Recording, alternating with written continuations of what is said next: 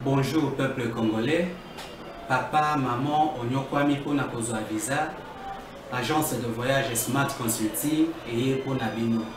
Oza na posa obima na ba pays lokola Canada, États-Unis, ba pays nyonso ba État Schengen, Turquie na ba pays lolenge na lolenge na $500 Smart Consulting et saleli bino assistance et visa. Ba bourse peut être disponible pour na bana nyonso baza na posa okokende kotanga libanda pour na pays ya Tunisie, Chypre et Biélorussie. Oza na posa ya kozwa biso toza esika ya kobonga te okomi na rond-point Willery na avenue Luvungi 165 l'immeuble Kazam na premier niveau. Toza wana oza na posa ya kozwa ba information na nzela ya téléphone. Oza na posa ozwa biso na nzela ya téléphone obengi biso na 081 144 38 91 soit obengi numéro mususu 081 32 62 203. Smart Consulting avec $500 on peut voyager partout dans le monde. Merci Mbote na bino nyonso esika bozali bozana Aru bozana Rumangabu bozana Kanyabayonga boza pe na mwande siko na moni bakonzi ebele bakatisi na bande Kongo mususu mbala soko kendaka mwanda na ndenge na yo moko pona kotala condition de vie ya population ezalaka ka bino bokomi kozelaka ka tata mokonzi lekwa tata mokonzi azonga nzela makolo bokozonga pe nzela makolo soka sisi Albert kende Equateur bokopota mbangu bino na boke Equateur mais na ndenge na yo moko osusu ata okende kotala esika bande kono ba vivaka botika biloko wana peuple ali na posa kuna ya komona président de la République peut-être na bande ko wana ya Émirats Arabes Unis arrive na posa mona peut-être ministre ya commerce extérieur de sangozo touché pe na ministre de transport les restes nene na bino moko président de la République sangai ba drapeau parti politique te kun bino moko mais désolation président ko zonga nango na Kinshasa ponga na utaki matadi avant ça na loba yango lobi matadi komi na mafulu nango ka fulu na biso mvoadu fulu na biso Kikanda fulu na biso Soyo comme na bafulu nango bo sote comme na matadi solo comme le wa Kinshasa ba sachet ba mai partout ba caniveau bouché donc et comme na le wa Kinshasa donc molimo ya Kinshasa tamboli tina matadi presa ko akomona ngo lokwa mona ina Kasai akomona ngo na matadi lokwa sa akomona ngo akomona ngo wana ndebo ya bo esa biso boye bino osana bino aka makambo o mona ka o babengai o étage no la communication immédiate no baki makambo te mais un certain moment amoni kulut na ngaji libera bila tasaif sanga tika kota la nini o mais président ko mona ndé réalité wana ya yi dans ce métier ba journaliste o ba bundaka pour être congolais la o esa lelo ko ba dénoncer kama be roi bazala yi ko sala parce que ba journaliste lelo bo classifier bango nene peut-être bo classer bango ndenge nini Zaka introduction. Bon, tu as bien aussi qu'à Bozali, vous êtes un peu partout dans la République démocratique du Congo, les 5 ans jour pour jour, depuis les Sphinx, tiens, c'est que du Moulumba Tikabiso, les leaders Maximo, Mokambi, Mozalis, il y a IDPS. 5 ans après, 3 ans de pouvoir, il y a IDPS. Est-ce que tu as eu que l'idée maîtresse, le peuple d'abord, les Lus et Tiami en musique, ou encore il y a une rupture entre makanisi ya kondo tient ce qui dit na IDPS lelo ya pouvoir to teleme na penza wana na émission na biso amkola lelo ba député ensemble pour le changement ba pesi Moïse Katumbi Mokongo pe baza ko teleme la biloba na loba ngona lingala penza baza ko teleme la biloba ya ba cadre mususu ya ensemble pour la République comme parti politique ba ngona kaza ensemble pour le changement biloba elegi trop bon obiso to kaola cheso da Félix te obiso to ko sala boité asengi na Mokambi a parti a clarifié mais balingi ba koma kozwa bango lokola parti moko à part entière ce qui négociation à pouvoir les alliés mais botana makamba lobi na ce qui négociation à pouvoir les alliés bango ba consulter bango ndengona batata ti bolongo penza ko yo zaka ce qui négociation à pouvoir yango ne mboko message na bino la République vendre sa gouvernement les alliés et vendre la bongo batu so ba kotata nengo evanda kaka bon pe biso peut-être topesa bango koma bawario bango moko te si biso bato esala premier ministre opesa gouvernement koma bawario biso te moto patuna premier ministre likambo te ye moko abimbo bawario ye moko bana basakura bosala musabo komelaki ba député oyaki député comme comportement ngolo kota gouvernement likambo ne kongo zaka bino 500 mama moko abenga vana bande émission makama ba musicien nga koloba ngo te makama ba musicien obali ambongo na kama ngo mais bino ba bato ngo musique c'est-à-dire bosi ça le rôle à Michel Sardou et bon vana ka bo Michel Sardou na France aller $500 aller $1000 bosi on peut sonner ça makambo bon ça makambo na bino mama moko abenga yawa mama azali mwasi ya ingénieur de soro ya bongisa ki nzembo ya défort ayebala mobile na bayoka na pesa bango 5000 ba pesa 2000 3000 et comme ka so bo bengi o ke no funda biso sera so funda molimo wana pe boutique boke no bongisa na papa za na kasavu clip mo parti ndambo bosaki pe na résidence ya papa ingénieur boke no bongisa mais quoi studio DM boke no bongisa makambo na bilo na kokota mote mais abo mo détourner na mbongo ya matanga isolo pesa tu makona matanga benalwa oh 450,000 oh 300,000 zo mona te kaka boyi to ke nako kaka boyi donc na bité soki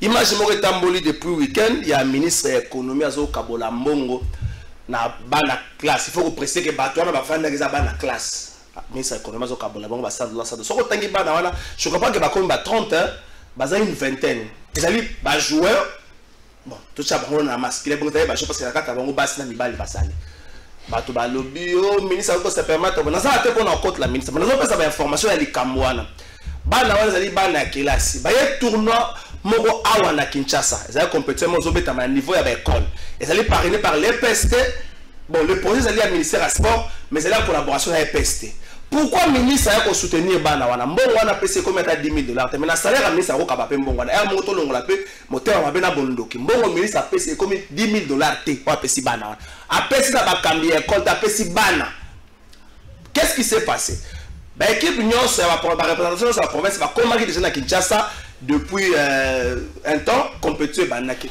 mais ba to la province ya Maniema c'est-à-dire équipe féminine na équipe masculine bonga comment bazoki retard bakomaki na 4 jours de retard c'est-à-dire compétition c'est bandi baninga basa beti 4 matchs bana wana ya Maniema beti bango 4 matchs en 1 jour ba gagner 3 matchs ba poli moko et c'est pour ça que même l'organisateur de compétition comme on a que malgré ça ba na wa retard malgré ba conseil ba beta match belé boyi na mukolo moko ba beti quand même bazaki à la hauteur et c'est pour ça que bango tangu bango mo ba komi ba luki ba contacter ba leader ya ko na bango ba leader Maniema ba belé matata pon e ba leader bazali Shadari natanga susu wana baza mo Bushiri azape leader Maniema natanga susu wana tango fort a leader Maniema boya za côté armée bango tout ça bango mingi baza mo belé baza mo belé même Gilbert Biladi aza leader Maniema baza mo belé ba leader ba Chabani record leader Maniema baza mo belé ba leader Maniema maintenant basali ba manifester soucieux na rencontrer ba leader Maniema ministre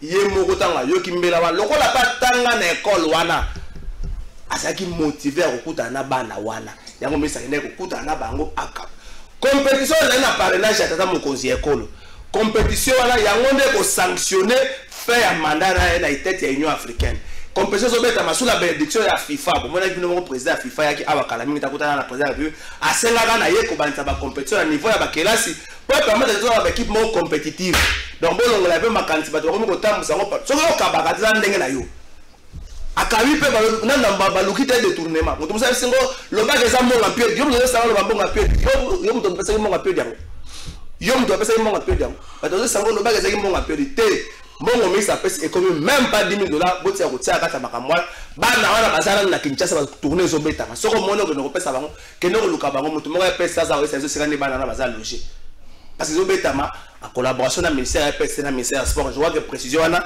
ezaki détail na soukeli wana avant la présenter les invités mon collègue dans dossier moko ya EPST eli okese na pesi mbote communicateur na compte ya EPST na pesi mbote kala fa mbote na ba banso o bazali na ba etandomke ya télévision ngai serviteur na bino lelo na casquette pour na communiquer mambo o ezali actuel et les gars na EPST par rapport à prime ya gratuité ba imboka il faut pas baguer non le gros mona mboka toni moi ba prometteur qui enseignant les loza réalisé enseignant mingi ba témoigner gratitude na bango na vis-à-vis ya chef de l'État par rapport à la volonté à tchaki na tenu moi ba prime ya gratuité et déjà disponible plus de 300 000 enseignants ba toucher Congo mobimba eza prime ya gratuité uniquement combien eza uniquement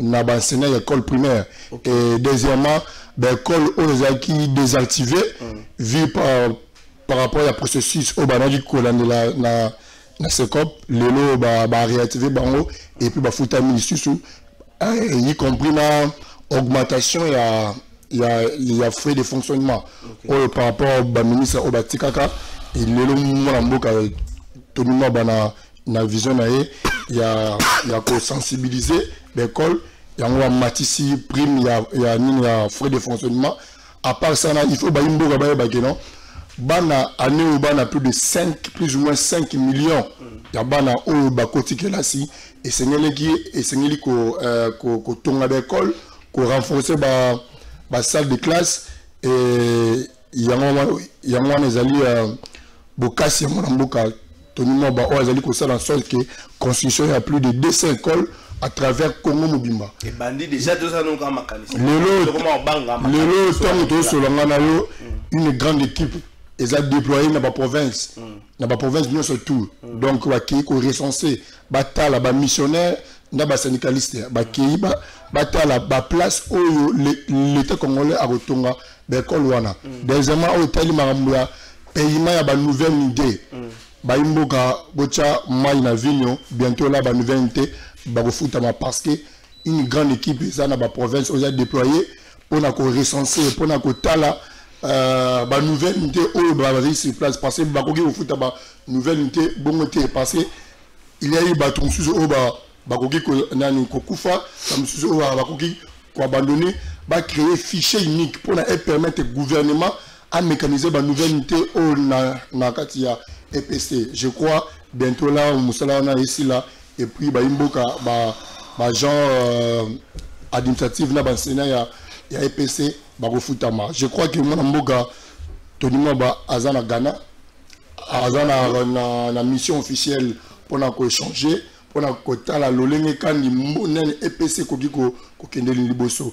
Je te dis c'est la toute première fois ya histoire mona gratuité ya projet mongo ya projet mongo na ya projet ya ezana 4 constitution mais ya ni coffret ni chef de l'état bimisango a tiens on a mis ça mise applicabilité au ezali ko ça la volonté à mon mboka nani Tony Moba je crois que banso au hazana EPC basali ko peut sa confiance na bango pa chef de l'état vis-à-vis à Tony Moba enseignant lobi ba yembi makasi donc qui désespéré c'est la toute première fois ba mona ba mbongo wana o ba komi ko simba yango donc ezala pensate na to suki sana bona tuna mituna usala la communication est-ce que makam na lobby à tournoi est vrai que tourner zo betama en collaboration na oui ya sport na ministère EPC oui tourner zali ko lekela ngo ndeni malamu il faut ba imboka ba tika kimita mabe ça n'a rien à voir na ministre ya économie o asali plaisir na ya ko soutenir ba jeune wana c'est l'école sika ya tangaka ça n'a rien à voir les tournois interscolaires chaque mundo o azomona volonté na ya ko appuyer ba école na et ça président na premier monté donc problème ezali ka ndeki ba imboka ba enseignant ba kino ba enseignant surtout école primaire ceux qui aux enseignants école primaire kende aux mbongo na banque o ba futaka yo donc ba école nous surtout aux aki désactiver ba réactiver et puis paiement et ko ça là déjà à travers ba banque nyonso donc mise en garde il y a ba chef il y a ba prophète il y a ba du procès il y a ba IPP ba union so ba ko zarder ko boycotter mise applicabilité il y a gratuité ba ko za sanctionner prévenir que du procès il y a tu pas asa suspendu par manque il y a gestion je crois que asa suspendu na chef d'antenne il y a une ville Tony Moba azana parce que ce qu'il a fait c'est la toute première fois il y a histoire que enseignant une retraite c'est la toute première fois que non prime il y a gratuité et ça les enseignants par rapport à l'espoir aux élèves qui désespérés il y a moudi donc nouvelle unité vous allez calmer bientôt là vous allez payer. Merci Eli OK, c'est je crois que va enseigner à Boyoki Sango, va enseigner à l'école primaire. Premier nabino la gratuité bemi donc pour tambango. Tango zo zonga les zo zo prime na sana moi lolendo bongisi kazaka na moi mkezo benga mama na bana soko kotika na entrer à venir pour za moi lolendo po moi mufuku za na kati ya sac. Donc va se za moi lolendo to pesi makasi na makanisi wana na nyosa ete Congo nde tombama lobi ba ambassadeur peut-être ya menuiserie ambassadeur ata ya tourisme ambassadeur ata ni za bateau bazala mingi awa donc to pesika makasi na kati ya likambango eli OK c'est to garder peut-être to pesi un tout dernier mot ndeko na avec beaucoup la pression mbote ndeko Trésor Kalafai salutations na ba téléspectateurs na yo oyo chaque jour bazokoma de plus en plus nombreux. Merci. Salutations na baoeza na diaspora to na RDC, salutations particulières na bandeko na biso ya limité ya Kingabwa ya Ndanu ya Mombele wela ngomwa mingi tozo wela ngote to vanda kuna eza base électorale na biso eza place na biso donc opesa vraiment mbote eza ko to wela ngona mutute eza ina bato basala kineti tozo wela mais la preuve a été là. Le peuple a parlé. En tout cas salutations à co-débatteur nanga. Salutations à l'équipe technique Nyonso et merveilleux parce que depuis l'année Bandi c'est la première fois dans les canards plateau de vérité. Merci. Rodrigue Ramazani na pesi open mbote. Mbote Trésor Kalafai, mbote na ba Congolais ba zakolanda biso, mbote pe na co-débatteur nanga lelo. Nazana likamoko bana bandeli, ezali ya ko féliciter bana bandalungwa.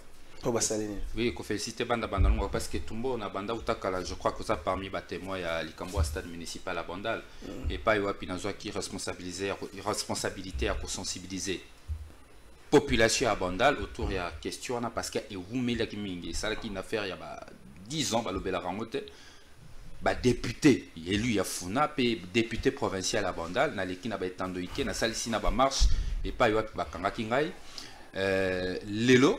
Na moté malanga esengotondi parce que sensibilisation tout ça là qui et simbi ba député ba décider ko rejoindre lutte nangai na mona ki ba député à Funa ba sangana ki ba ke ko kutana na ministre à sport pour que ba solo finalement makambo ya stade municipal ya Bandalungwa ba vandaki mangonga mulai ba ko sa musana na bangote suite à mongongo biso to tombola ki na kanisi ningisa ki ba député lelo ba ke ko kutana na ministre à sport et ali ezali kamo malamu biso souci na biso ya lista douana ba travaux ezonga etongama pour que bandalois ba bénéficier nango donc biso etumba wana to continuer ngo to kolemba ngo te bana bandal et singeli tout c'est souder encore davantage lelo ils a démontré que pouvoir public ezali bazali koningana par rapport ya etumba o biso to bandaki na bino elongo en tout cas longo nezonga nde pa na bino et to continuer ko bisa ba député na biso et singeli ba sala musala na bango tant que ba élu.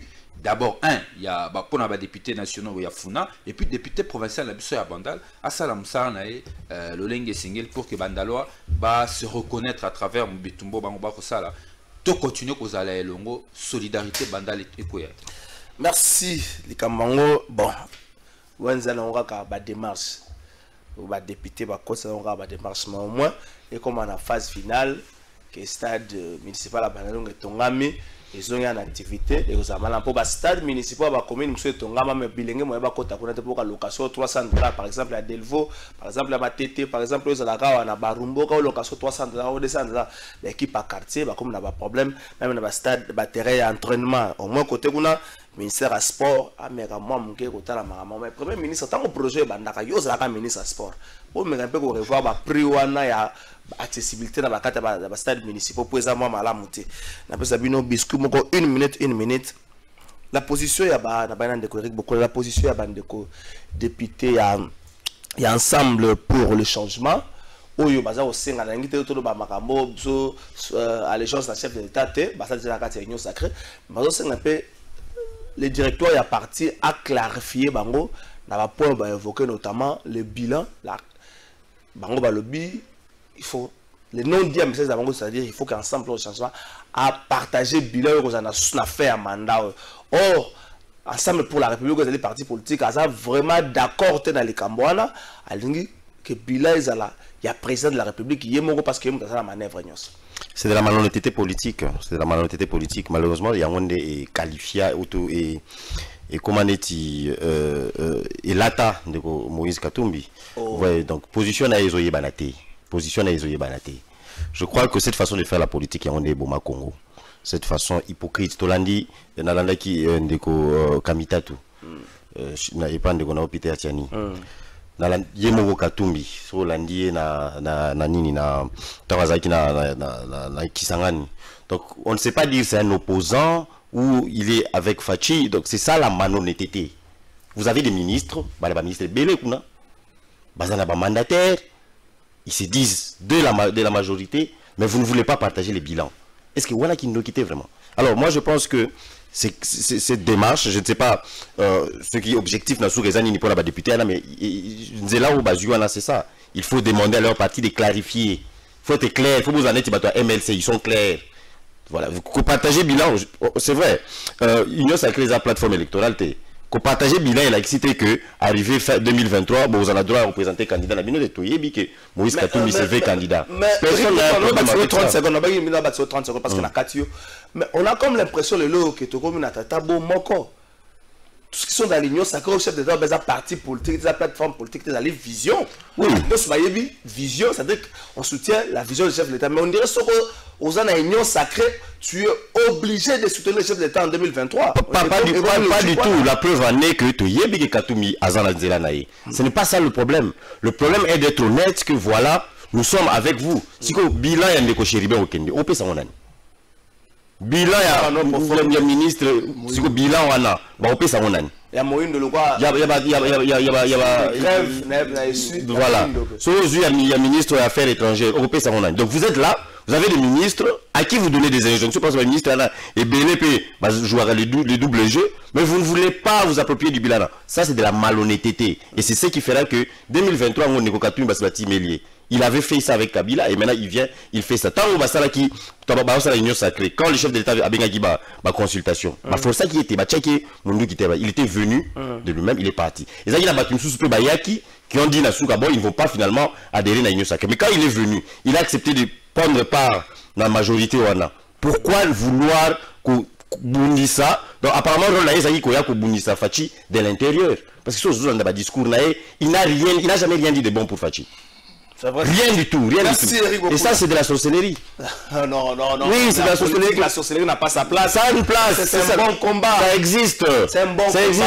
Vous avez aidé, vous tendrez la main. Vous tendrez la main aux oniciers. Babenga la reine Mboko. Tu tendrais la main aux oniciers. Mais tu reviens pour combattre cette personne-là. Personne ne l'interdit de postuler en 2023. Oui, mais la minute où tu es dans le gouvernement, assume-toi ou alors retire. Mais alors, c'est la consultation communale. La déclaration va député à Ensemble pour le changement, ce qui est différent Ensemble pour la République, parce qu'une quarantaine de députés, les 70 Ensemble pour la République, sur le bango, dans la mosaïque, accompagne ce Bazali. Ensemble pour la République a clarifié position par rapport à l'appartenance à l'Union Sacrée, puis la carte à gouvernement, mais aussi les Cambo, il y a partage, il y a gestion, à qui va incomber la responsabilité. Est-ce que ce qu'on a dans l'Union Sacrée, vous a obligé de soutenir le président de la République pour 2023 ou encore, comme c'est une vision, le président de la République va battre les partis politiques, les plateformes, mais la vision. Par exemple, le député Mona Yamba, on a recompté dans l'Union Sacrée pour sa vision. Vision, est-ce que il faut que Katumbi Azalato ensemble va passer pour ceux qui vont partager bilan de Félix Tshisekedi? Bon, tout compte fait, ça dans l'Union Sacrée. Ils sont en vol, toi, dans l'Union Sacrée. Bomilongwe la moi avant. Bomilongwe la Union Sacrée parce que tu partageras sous ma conviction moroté. Na kati Tumbango. Mais vous êtes vice-ministre. Biso tolongwa vice-ministre ndakala. Ah OK. Na été sur l'année logique, ça politique à Congo. Biso en vol. Parti est ça qui vice-ministre mandat. Et le biké tolongwa Union Sacrée. Vice-ministre le biké ya kolongwa te pour Félix Tshisekedi la frère na bango église. Oh. Ils ont la déclaration, il y a vice-ministre, na bakisité na bango le loko. Non, maman vice-ministre, wa président la frère na bango politiquement biso tolongwa Union Sacrée, donc makambo Union Sacrée et qu'occupé soit en volte. Mais maman vice-ministre, le quoi otangi comme on a na déclaration na ya lobi que ya kolanda parti T. parti elongo ya kolanda te atikali na gouvernement parce que akoki ko trahir chef de l'état taza frère na bango ya église wana maloba ya mama ministre ya défense nakanisi wana eza clair opinion faut retenir yango ndenge wana donc makambo ya gouvernement makambo ya union sacrée biso depuis le 30 octobre qui para biso soute donc yana makambo bato ya union sacrée ba kondongwana kana makambo na bango oya kozala contre wala pour wana ya makambo na bango mais oya makambo etali makambo ya bilan peuple congolais na élection en 2018 apone ngana parmi bato bandimaka victoire ya Félix Tshisekedi Félix Tshisekedi pour nanga ali président de la République bah voter cour constitutionnelle et confirmé je suis parmi les gens qui acceptent pouvoir na ngana kombo ya moté mais sika na 2018 wana tant to pesa qui peut soutien na biso Félix Tshisekedi ndazali président de la République yenda na ba prérogative nyonso evandi na kati ya constitution likola mapeka na yende na mapeka na yende makamu nyonso evandi mukolo ya suka tango esengeli kozongisa mandat na peuple apesa ki e mandat akotuna ministre te peuple apesa ki e mandat akoya te kotuna te omoni na pesa ki o mandat travailler ki na kalafai te peuple akoyebisa ye yondo ponaki ba collaborateur na yo to pesa ki o mandat yaka ko restituer biso peuple azozela rapport au Moïse Katumbi ya kosala ete peuple azozela rapport oyo Délice Sanga kosala te peuple azozela rapport oyo na bakisa susu nani lisusu na kati wana Jean-Pierre Bemba kosala te Mboso kosala te Kabunda kosala te peuple azozela rapport ya moto moko moto engagea ki Félix Tshisekedi moto apesa ki Félix Tshisekedi mosala et ali peuple et peuple ndé vis-à-vis na peuple Félix Tshisekedi est redevable donc bilan pour ya bilan réussite nango pour toi comme on a côté échec pour année Félix Tshisekedi des étiquettes to bataille des pes bango moko na majorité ba comme on dirait que mandé ceci Félix Tshisekedi des étiquettes attaque 3 heures il y a malonga te des étiquettes Félix Tshisekedi a ko réussir si ko so eza réussite au kabala on peut la katombi na ndimité parce que to yebi déjà si to message na bango ce que ça malam vive les chefs de l'état les chefs de l'état échec par rapport ça mabe bache batumisa pe siko ceux qui na cas de réussite c'est que ba okabola pe bilan na Moïse Katumbi na boy ceux qui peut réussite et aller Félix Tshisekedi okabola mandat na mututé et aller bilan na ye bilan wana ceux qui aller positif et aller bilan na ye ceux qui peut aller négatif et aller bilan na ye donc bato batika koluka fofu ya moto au peuple a pesa mosala ya chef de l'état akumbela pendant 5 ans et ali moto moko Félix Tshisekedi yenda kopona bato kosala na bango mosala échec il faut s'assumer merci na soko peuple bino bo répondre ngai chef de l'état za kwa tata na kati ya libota siko bakatumbi baza kwa batata leki babemba baza kwa banoko siko na kati ya ndako oyo tata leki awuti mboka ye noko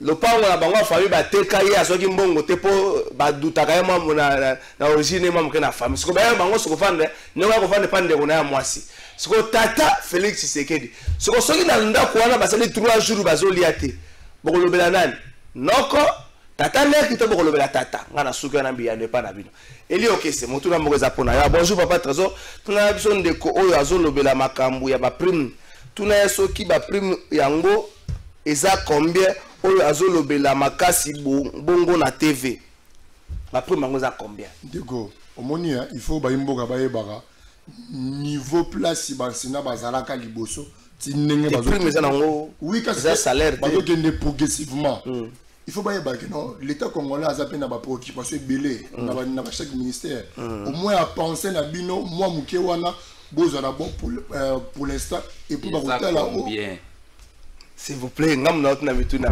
tata ça commis comme otuna na prime za combien voilà si je me trompe pas prime za 50 000 francs il y a chaque enseignant il y a école prime à gratuité je crois que 25 $ mars avril donc prime malé donc vous qui motuna prime za 50 000 francs donc 25 $. Ningi na bon na profiter pour na nini autre mama bilan il faut ba imboka batiko kosa pepe tikala na PST non tikala na PST terro yo terre mabe et mabe par rapport au monia il faut ba imboka ba non mboka na biso tozana ba ndeko mo ba kosila eza 30 000 francs ndeko komi ngala na problème te mais sa téléphone na Vodacom na sala ngwa direct na plateau na banque Et lui, on a 4 pas un peu journaliste, on a ça à autant. Donc on a commis la seconde. Est-ce que on a eu des enseignants? 30 000 francs. Est-ce qu'on a eu des enseignants? Il faut préciser ce que c'est des enseignants. Quand on a Magambo, il y a bilan. Bilan, il y a président Félix Segué qui Torolo Bano, c'est que Agobeta, bateau de Mamouté changé. Au moins, chaque secteur. Parce que le baron qui est bilan, il a partagé par Yemo Nandifachité. Le ministre a bango tourna Oyanini et ensemble. Baza du domaine, il faut pas peser bien la bango. Comprendre? Moïse Katou 1000 fois tika Koko Sabaimboka.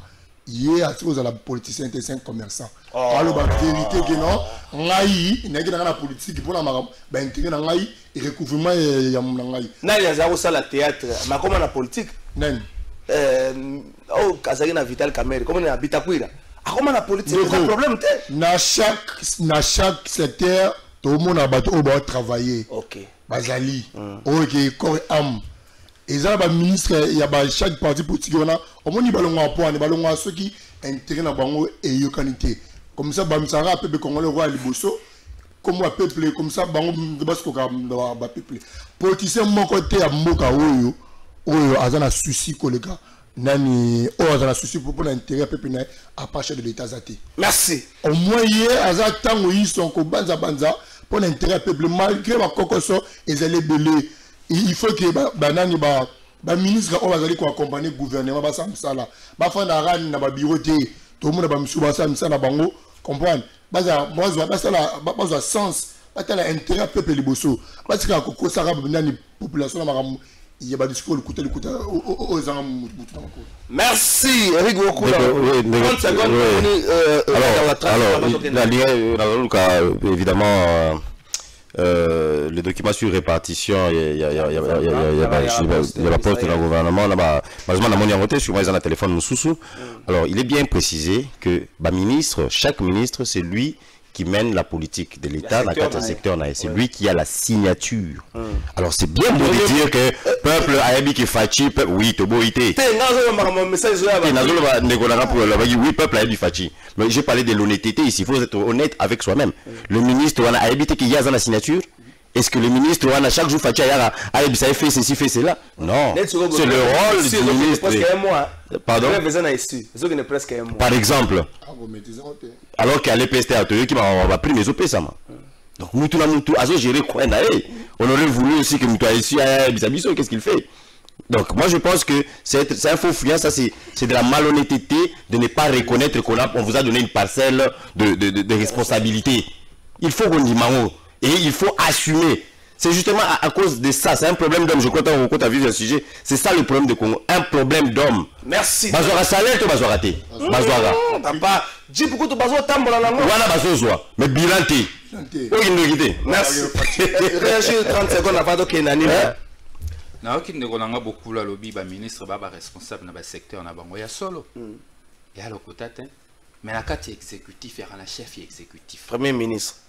Premier ministre chef. Et un gouvernement, ouais, chef exécutif, président de la République. Il y a un conseil exécutif. Il y a chaque vendredi.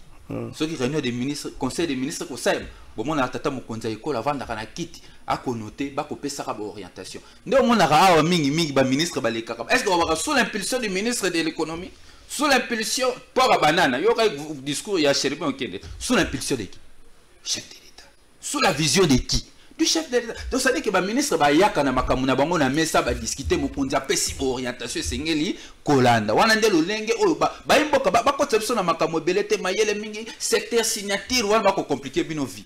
Et là simple ali mo continuer mutako diriger ka gouvernement, a ko diriger ka exécutif wana. Donc mo konza diriger ka premier ministre na gouvernement nyonso wana yenda ko pesa ka ba banzela kolanda. Et pas yopi ba soka ba décision chaque vendredi Félix Tshisekedi muta pesa ka ba orientation. La preuve non non kata ministre mo talobi ke grâce na ye mo konde makambo ko sema ta toni mo banenga ko pesa ba prix mwana na landa kepe alors sous l'impulsion du chef de l'État sous la supervision du premier ministre. Donc ça veut dire et ana moto ali corona bango nyonso ne population comprendre moto c'est quoi li kolo ya ko kumbela yende moto sengeli na ye a endosser responsabilité ngala lobi bona ebite so ba ministre ba ma ko pembe Soukisa 10 secondes.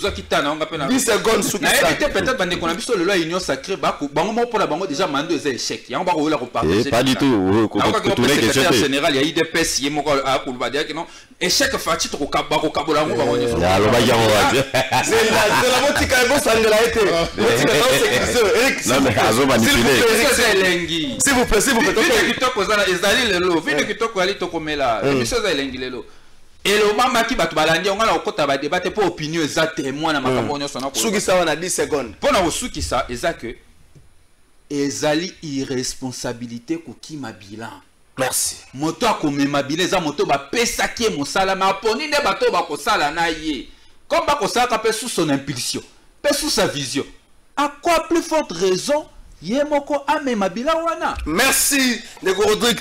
Bonjour Kalafa et Motula na kati ya ndaku papa Moutaza responsable ba non qu'on a ba qui n'ont rien à voir na gestion ya ndaku Philippe depuis Pigeon. Ba bituna ba message à Bataza belé. Yozo tout ba question proposer ba équipement bon gars siko. Bonjour Ndeko Rodrigue a raison.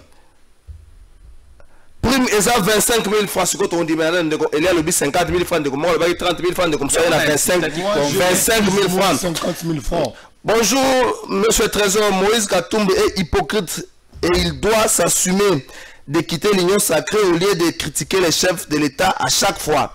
Voice, merci. Nabunoto, qu'est-ce qu'on a réussi?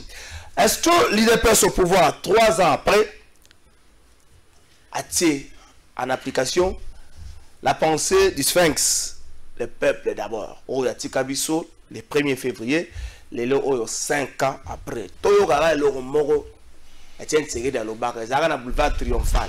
Ce qui est Moro Yoki, a un message à Moutoyum, au retrouver un message de Tchèque. Ok. Mboga et Kofi Pona Moibi.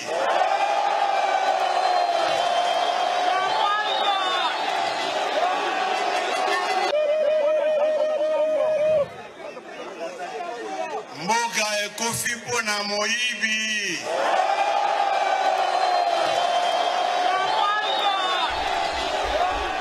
Merci Mboka ekofi pona moyibi. Ngaïté.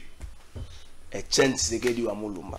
Je me rappelle une fois à l'occasion anniversaire na salle la commentateur moko à sepelaka nango makasi, j'étais appelé par ba cadre ya parti na koti boye ba sepel nanga mingi batinenge pa ami Etienne Tshisekedi moko boye un médecin putain ça na clinique na yeka na limité wana nolo la résidence ya Etienne Tshisekedi na koti papa na ya mbinga singa mwana moninga nanga sepel na mingi naloba makambo singa sa mata to sisi ko sola pesinga $300 médecin mo ami ya Etienne Tshisekedi papa mo mukolo ya ne Congo aza nolo na résidence ya Etienne Tshisekedi wana na sala commentaire moko na occasion anniversaire ya Etienne Tshisekedi apesanga $300 papa na papa médecin je naza kutu na kombo na docteur kutu na bosana meleki mwa kala Eric Bokula Mboka Koufi pona moyibi 3 ans qu'il y a des personnes à pouvoir 5 ans depuis Etienne Tshisekedi d'Atikibiso. Est-ce que la pensée du Sphinx le peuple d'abord il y a rondé le lot aux mona ou encore il y a rupture entre ce que voulaient les vieux.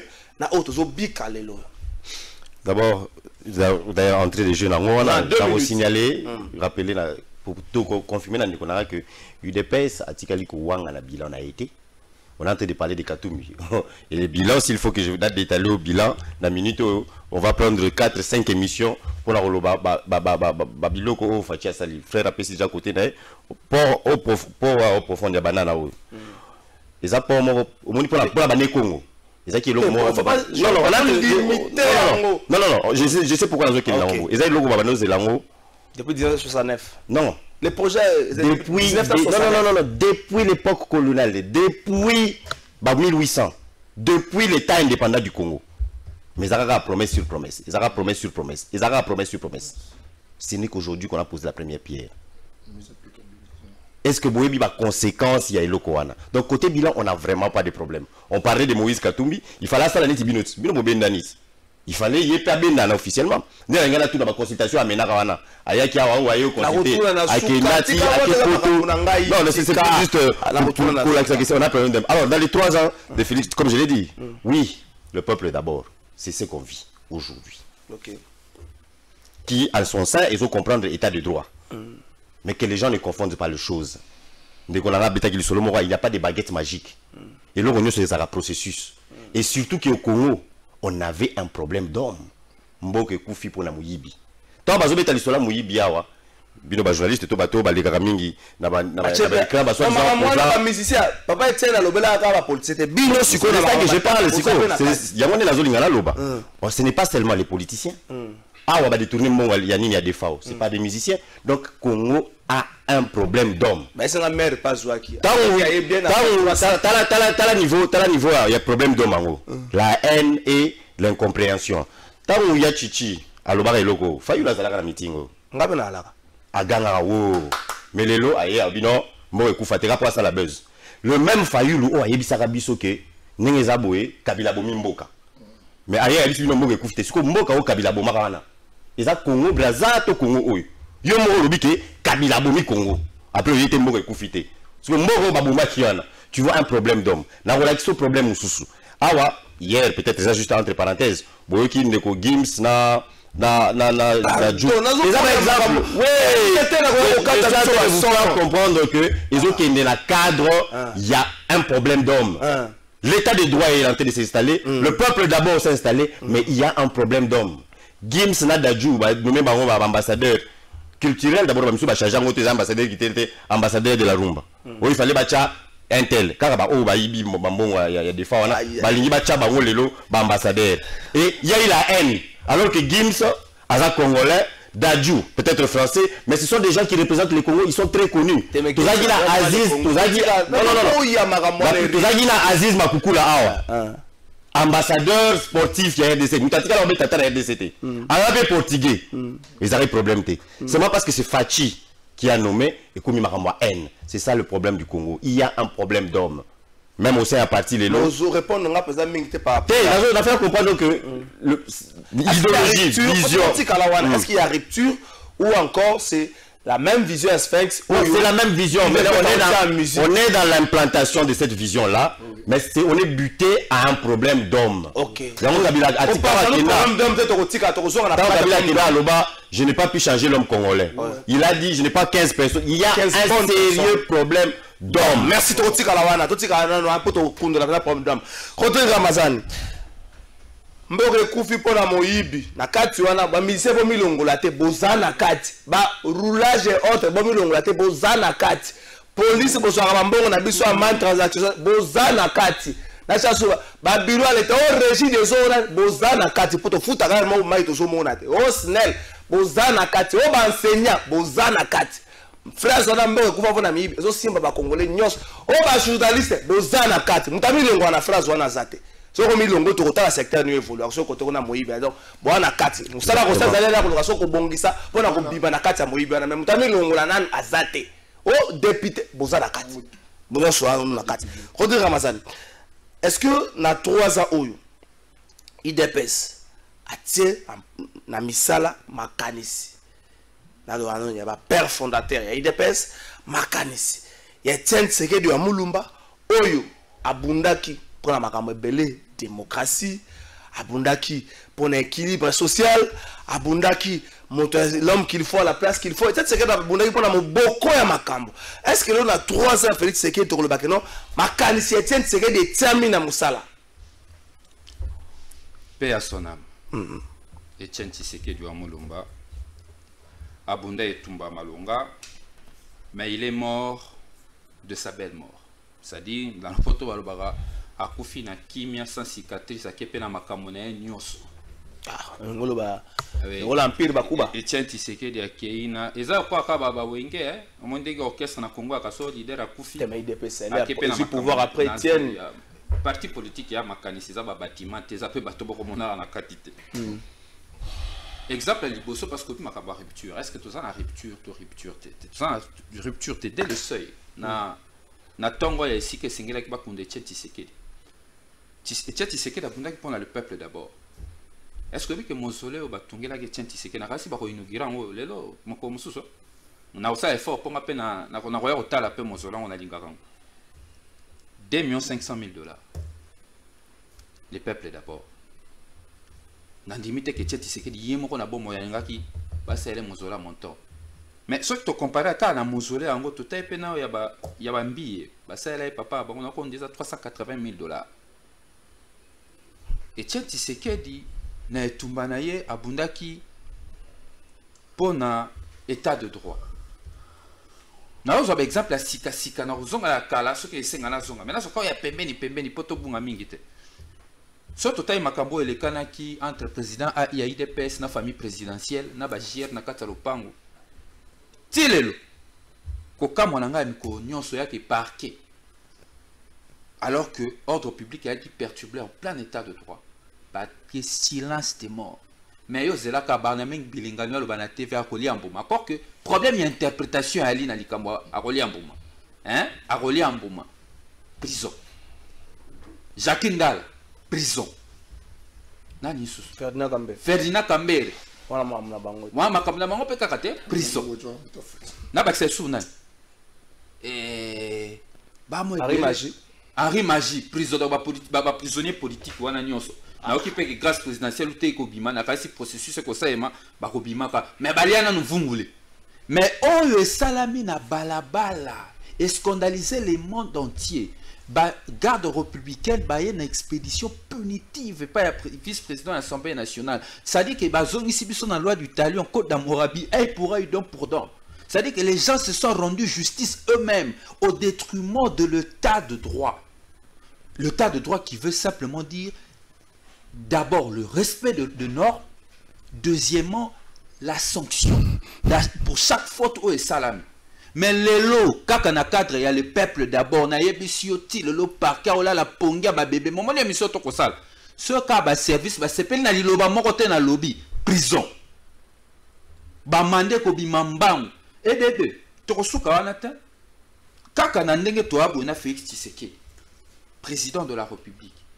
Ba détournement boni et salami. Boni et salami. 30 secondes. Certains membres de l'IDPS même, bah ça l'a cité nommément. Tout tikala comment nata que justice est indépendante. Et c'est là qui pour que l'état de droit et tumba et tient Tshisekedi kokisama justice est indépendante. Mais les justice d'ambition, et ça s'est démontré que ça ça les à deux vitesses contre les opposants. Quand tu es opposant, bah pétition. Deuxième chose, c'est qu'il y a une liberté d'expression, liberté publique. Les lois sont côté n'a pas constaté que les opposants ont droit à parole. Qui s'appelle en vol. Là, n'a pas expliqué. Les opposants ont prison. Combien de membres de la majorité au cours de la finga de policiers en public. Tout le monde a kabou ya memi tiens pas qu'à son poids que c'est un pardon sukiwan.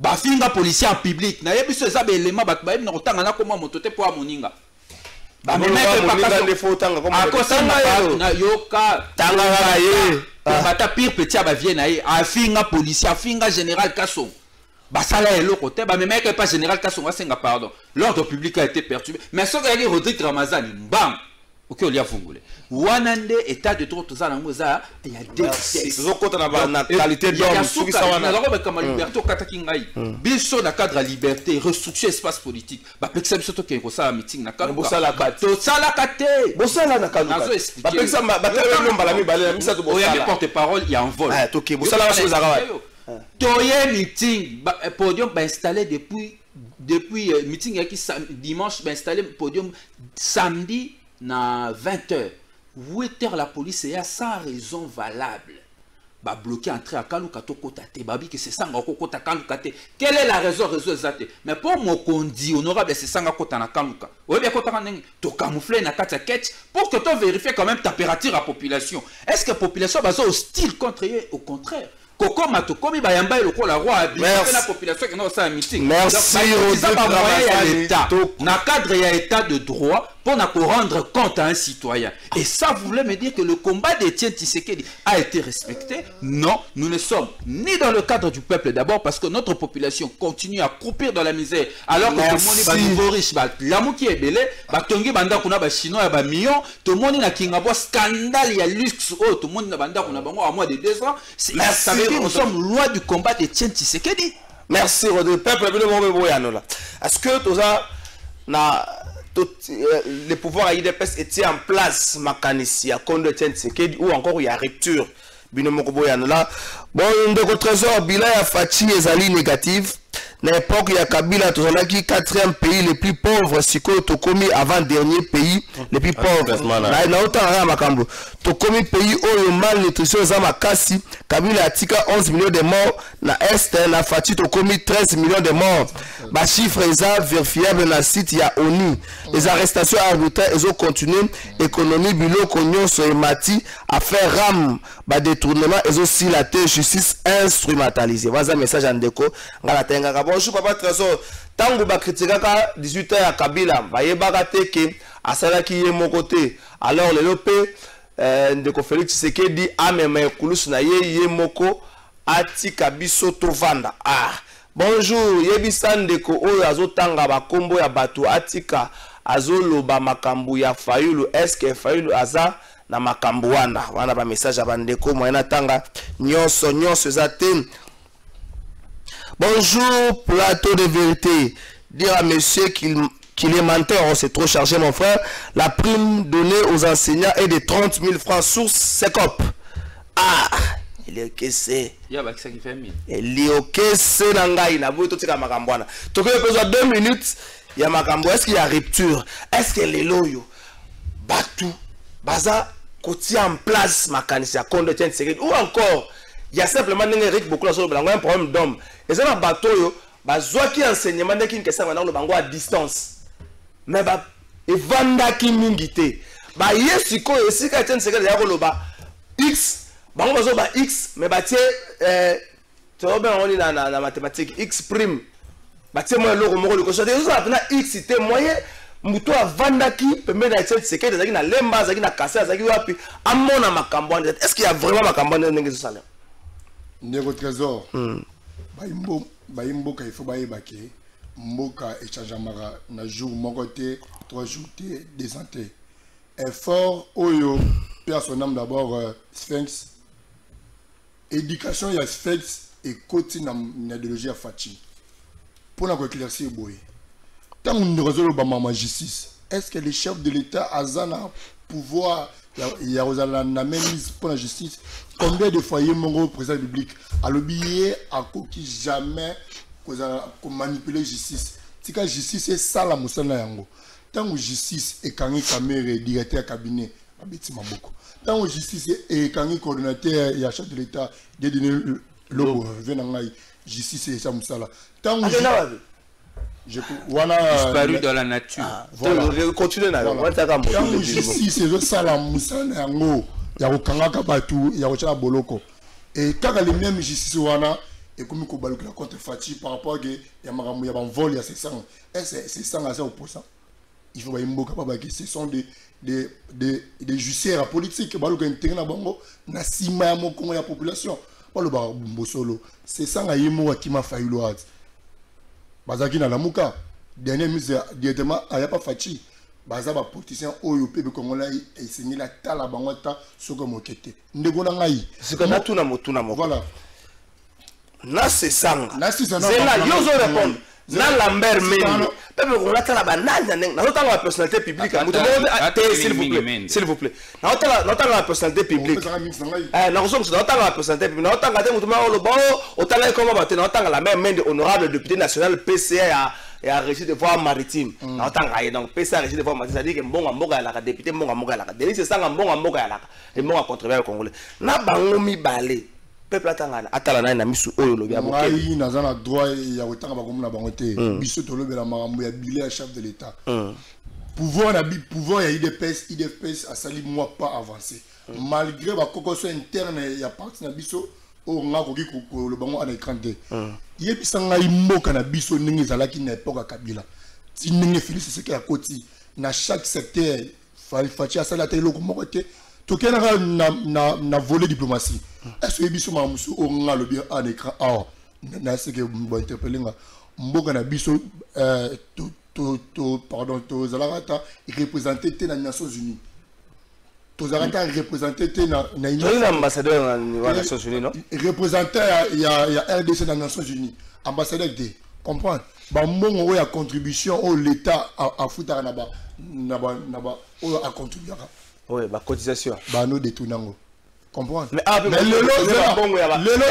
l'ambassade, maman Marie Toumbazi va dans l'état qui. J'ai expliqué ba état. N'abisa omoga o ekufaka na ngokala. Félix a remonté en haut. Na ambassade de Fachi a fait un grand travail. Tozoni na place de diplomatie donc Congo a représenté le monde. Monde marqué ba comme kolobela biso na Congo grâce à nani ya Félix Tshisekedi. Fachi à peine ya Rokota. Un enseignant touché combien? 90 000 francs, 170 000 francs. Le lot a fait comme la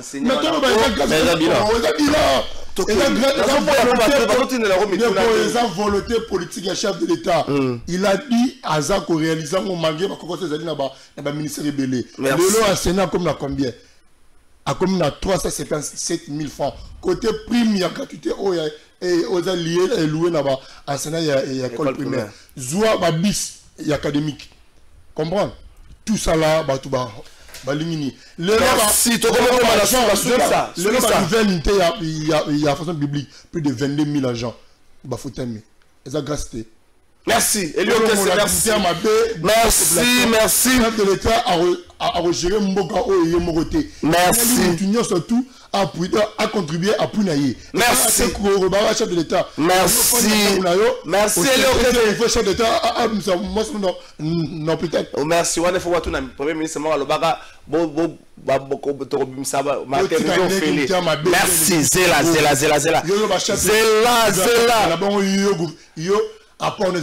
Merci Elio que c'est là message pour la s'il vous plaît Elio que Zéla ne connaît pas la Kabila sport nous allons voyager mais avec Félix Kakafoot, ça reste à vérifier pour la discipline monsieur voyager. Eric il nous a makaba au tour bunda nini malgré que ambassade d'abord ko pesa visa na coach na ende ko na biso le Congolais qui ndaki te coach na ye to suki ça pose 1 minute une boto ça pour na refunda ba to suki ça Eric Bokula ce problème d'homme oyo évoqué oyo Kabila tire la le roi testament parce que Kabila c'est peur qui n'a pas pu changer l'homme congolais a bâti sur ce pays autour de lui 15 bonnes personnes. C'est le même problème que Félix Tshisekedi a dans parce qu'aujourd'hui tout le monde parle de son entourage. Est-ce que Félix Tshisekedi est plein pied dans ces problèmes de ne pas avoir un bon entourage ou Félix Tshisekedi se bat pour avoir un entourage crédible et puis responsable? C'est un problème d'homme. Il ne peut que travailler avec des Congolais. Je vais vous donner un autre exemple. Il y a un problème d'homme. Vous avez vu ma déclaration à Ndekodanga il y a un vol. Mais on croirait Moutoumora a décidé. Pourtant, il était dans l'union sacrée. Juste temps où Aimé Sessanga, qui est papa d'Élie Sessanga, Baboua qui est Liban dans l'Assemblée, la présidence et l'Assemblée provinciale, il y a Kaïsaï central, a commis opposant. Vous voyez le problème d'homme? Donc on fonctionne, chacun fonctionne dans l'intérêt. Parce qu'il n'a plus d'intérêt, il a balouki. Délie Sessanga et l'autre, comment les Okimanga, ils étaient, dans la carte dynamique. Claudel Loubaya. Il y a 4 dynamiques de l'opposition à l'époque. Mais parce que si tu viens, ta campagne, il y a Fayoulou et aussi Maté, va changer casquette. Donc ce sont les seuls où ils ont la dynamique, mais tu as fait candidat pour un autre. Tu as fait campagne pour un autre candidat. Du jamais vu au monde. Vous avez un regroupement Moko, président ou Abimi la regroupement des internes. Mais il y a aussi la campagne. Vous voyez un peu, Bengi, problème de Mango Nazoluba. Inconstance. Donc, et là maintenant, on s'achemine vers des nouvelles échéances électorales. Babalou qui le sous parce qu'il faut faire un peu du populisme. Il n'y a pas de liberté d'expression, mais on a vu des listes sans insulter le numéro 1 de l'Assemblée nationale. Hein? Abenga voyou. Bakanga mais vous nous dites ici que liberté d'expression est athée. J'ai vu dans ça libertinage à Fingi. Vous tenez Timbo, ce qui a son papa, à l'âge à papa naé, à Fingi voyou. Imaginez un peu. Vous voyez qu'on a un problème d'homme. Même ça, c'est qu'ils font là, c'est un problème d'homme. Donc il faudra vraiment travailler sur l'homme congolais. Peut-être laisser la génération, la génération pour qu'on puisse changer. Mais en tout cas, évitez de vous lancer dans du populisme. Merci. Si vous voulez vous faire réélire, il y a une façon de le faire. Ce n'est pas un insultant Fachi. Merci. Rodrigue Ramazane, est-ce que ce problème d'homme, Joseph Kabila a décrit qui a attiré Félix Tshisekedi le roi testament, est-ce que Félix Tshisekedi a résolu ce problème ou encore il est plein pied dans ça et il est coincé? Non, répondre Eric beaucoup là, mais peut-être à éviter que Félix Tshisekedi Moutara aussi honorable c'est ça un soutien. Ah, s'il vous plaît, s'il vous plaît, s'il vous plaît, s'il vous plaît. Yé Moutara Maloba, s'il vous plaît. Yé Moutara Moutara na tche carburant, na bango mikono sa tchena parfum, azu directeur na ya campagne na tchena Moutara Vital Kamerhe témoin liboso. A même yeti na cabinet 5 à 5 honorable c'est ça. Ba kutani, a sengi soutien honorable c'est ça. Et ba témoin na likamwa na ba vivant ba kufate beaucoup là. So za na courage wa journaliste. Pourtant na bango salata récit. Tout n'a pas mis Claudel Loubayana, Vital Kamerhe, qui était venu vers l'autre pour demander le soutien. Des bons combats politiques. C'était Félix Tshisekedi. Il a trahi Fayoulou. S'il vous plaît, s'il vous plaît. Il a trahi Fayoulou. S'il vous plaît, s'il vous plaît. S'il vous plaît, deuxième chose. Avant le Tikala, jamais qu'on a membre à la Mouka Tolobango Kala, depuis la Mouka na Tongo, biso za membre à la Mouka depuis Banda Constitution. Dynamique de l'opposition. Na chuté, na continué. Voilà, ok, un contexte politique un peu compliqué. Ça, on a rappelé l'histoire, on a tenté. On a expliqué la dynamique de l'opposition, démarcation dans la Genève. Mais tu continues, tu plonges le sous. Yami Balé. Pour n'aille bisayo que ce qu'il faut retenir, Lélo, aux alliés importants, et ali que Félix Tshisekedi n'est pas sur le pas de son père. Félix Tshisekedi a sali ba erreur yemoko. Ce qui Lélo ba ko ba problème d'homme. Moto aponi batorosa na bango mosale à Félix Tshisekedi yemoko. Est-ce qu'il faut to lobake Félix Tshisekedi azanga ki batoro travailler na bango par bato ko travailler na bango Lélo? Non. Oh, il faut pas retenir Lélo ezali que situation en Mboko ezali Lélo et si ezali parce que Mboko ko souffrir Lélo n'a pas problème ça. Il y a liboso, manque il y a leadership éclairé. Merci Rodrigue Ramazani. Yami Balé, manque il y a vision claire ici ka ko même Mboka. Yami Satou, inexpérience il y a bateau ba ko diriger biso Lélo la preuve. Chef de l'État a lancé 2 programmes de politique publique en violation de la Constitution. Merci Rodrigue. La conséquence est engendra par détournement de soto. Merci Rodrigue. 100 jours et Ali Tchilengelou. Merci, ça merci. démontre la démarcation de l'inexpérience. Congolais Seigneur s'est réapproprié pouvoir en 2023. Merci Rodrigue Ramazani. Eli Okese.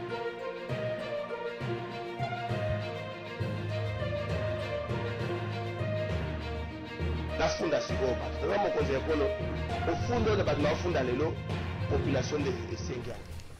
Merci tata mokonzi ekolo mwana afundaka bato aye kofunda lelo eza ko coïncider na anniversaire ya liwa ya Kondo Etienne Tshisekedi tata mokonzi ekolo na ye kofunda bato mingi yo pesa ba responsabilité na mboka na boyina tanga bango moko police te koza molai peuple azo kanisa Etienne Tshisekedi lelo bato bakomelinga message tata mokonzi ekolo peuple alobi na ebisa na yo bato mingi oyo pesa bokonzi bazo sala te nenge Etienne Tshisekedi azalaki ko kanisa nenge azalaki ko kanisa pona mboka oyo ndakisa na secteur ya travail na secteur ya emploi bato bayebi te soki bato oyo baza na kati ya secteur wana ba créaka to ba facilitaka obtention ya emploi to bango baza mingi pona makambo etali ba intérêt na bango moko tata mokonzi ya kolo peuple azolela pe lisusu makambo ya banzela na Kinshasa azongeli la Kinshasa pour peuple azolela makambo banzela na Kinshasa nani azosala nini non seulement banzela ba état malamu te